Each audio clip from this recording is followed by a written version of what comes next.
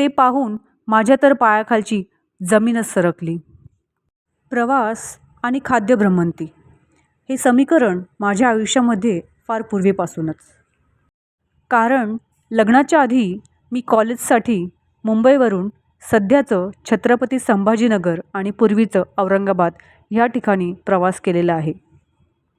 त्यामुळे माझ्यासाठी हे काही नवीन नव्हते. रिसेंटली मी काही ठिकाणी प्रवास केला होता. त्या दरम्यान माझे काही पदार्थ खाण्यात आले आणि तेच मी आज तुमच्यासोबत वरील व्हिडिओमध्ये शेअर करत आहे. येणाऱ्या पुढील व्हिडिओजमध्ये मला जसं जमेल तसं मी यातल्या काही रेसिपीज तुम्हाला बनवून दाखवेल. अर्थात हा प्रवास फक्त खाद्यभ्रमंतीसाठी नव्हता. मुळात प्रवास झाला म्हणून मला या सगळ्या डिश टेस्ट करता आल्या. तर आम्ही होतो कर्नाटकमध्ये. तिथे येऊन आम्हाला फक्त 20च दिवस झाले होते. रात्रीची 11-12च्या दरम्यानची वेळ होती.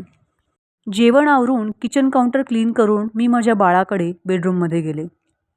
माझे मिस्टर हॉलमध्ये लॅपटॉपवर त्यांचं ऑफिसचं काम करत बसले होते. तेवढ्यात त्यांनी मला आवाज दिला. मी लगेचच त्यांच्याकडे गेले आणि ज्या गोष्टीची आम्ही आतुरतेने वाट बघत होतो ती गोष्ट आज घडली. म्हणजेच आमचे ट्रान्सफर ऑर्डर आले होते. त्यांनी मला सांगितले की आपली ट्रान्सफर झाली आहे.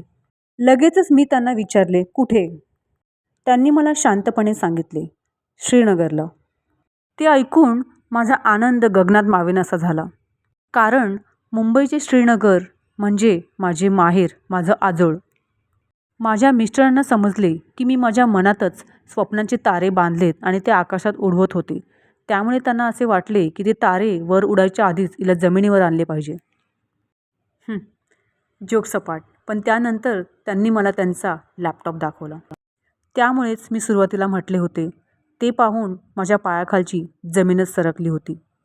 शाळेमध्ये असताना भारताच्या नकाशावर जे जम्मू काश्मीर होते त्यातील जे श्रीनगर होतं तिथे आमची बदली झाली होती. ते पाहून मला काही समजले नाही आता इथून पुढे काय होईल. कारण त्या ठिकाणाबद्दल फारच कमी चांगलं ऐकण्यात आलं होतं. 15 दिवस tours and packages for Kashmir इथपर्यंत ठीक आहे. बट तिथे राहण्यासाठी जाणं म्हणजे विचारही अवगत नव्हता.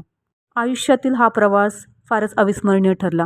जर तुम्हाला जाणून घ्यायचा असेल तर मला कॉमेंट करा.